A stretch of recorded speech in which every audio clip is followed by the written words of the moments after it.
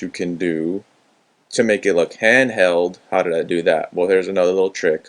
Again, I've been using After Effects forever. So I'm in a null object, which is a nothing object, right? There it is right there.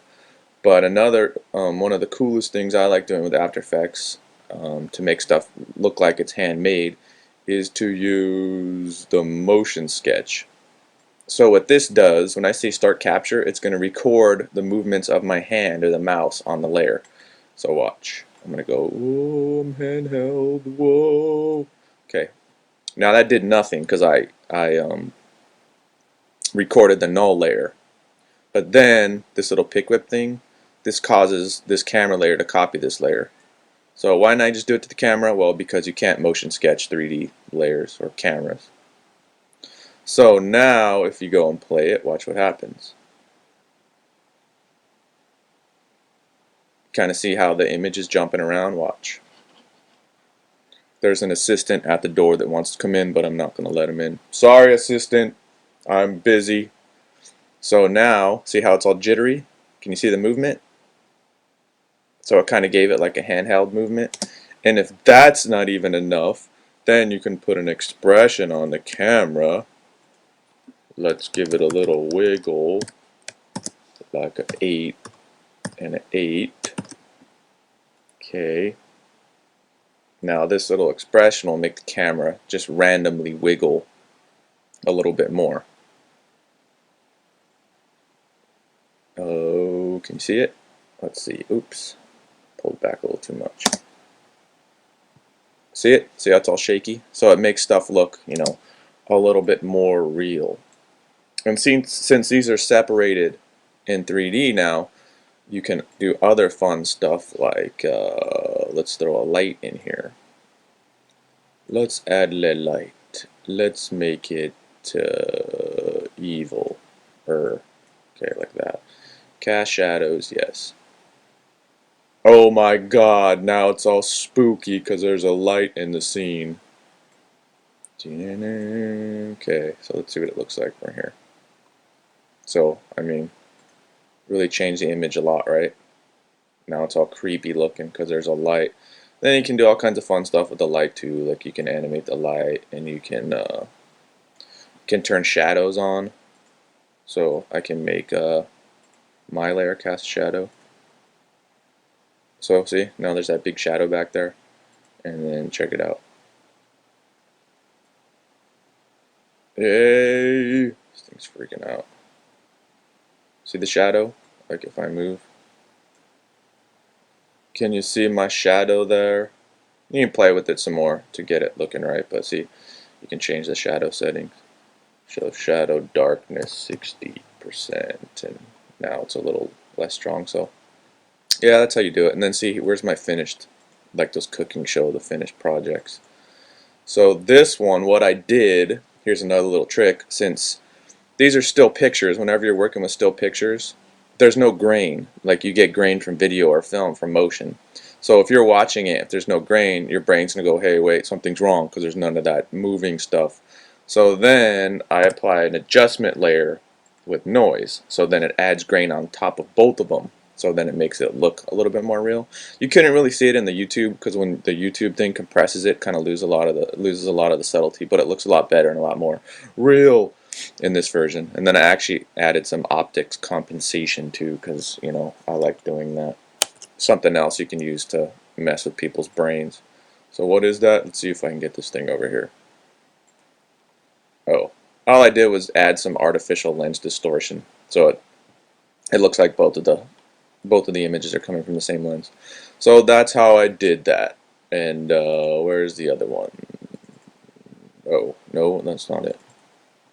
Oh yeah, and then this one, see, I added some fog. This is just After Effects' fractal noise effect. See, it's fractal noise. So I added some fog in front and behind myself, so it looked a little creepier. The fog. So I'll turn it off and on. Oops. Because as you know, stuff that's farther away is like lower in contrast, which this is a real photo, so I mean you don't really have to, I don't have to do anything to fake it because everything's already right.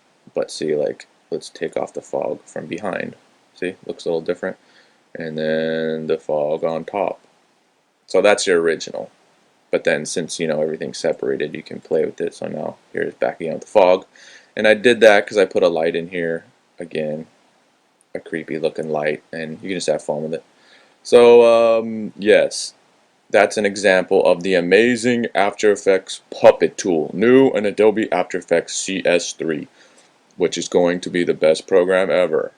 Or like it already is, because there's all kinds of other fun stuff in there where you can simulate output, and it has like advanced color management, and there's also some other things you can do with the puppet tool, like I didn't go over. I mess with it, but you can also tell stuff to overlap body parts and make it so some parts of the puppet don't move, which I mess with a little bit, but it's pretty cool just you know putting pins and moving around. So that's how the puppet tool works. Okay, that's how I did it. Revealed, my hyper 5-minute techniques to you. So all that came from these files. Still picture with me in it, cut out to this, and then a background, and everything was done in After Effects. No plugins, all its stock tools. So get After Effects and have fun, and then here's the rendered movie. And then see, I got the camera shake. You probably can't see the grain because of the YouTube. And see as it's zooming in, I made the background blur. And oh yeah, I also forgot. I forgot to show you that. Oops. Something else that makes stuff look more real is motion blur. So as you can see here, no, as you can see in here, the motion blur for this layer is on. See this little toggle thing? That's motion blur. So then, when the puppet tool's moving these limbs, it's adding blur. Let's see, let me turn it off and on. So there's blur here. Let me turn it off. Let's see if you can see it pop on and off. It's still rendering. Well, motion blur is on. That's something you can learn more about animation. And for compositing, it's important. I have a motion blur plugin I use, but I don't have it in this one.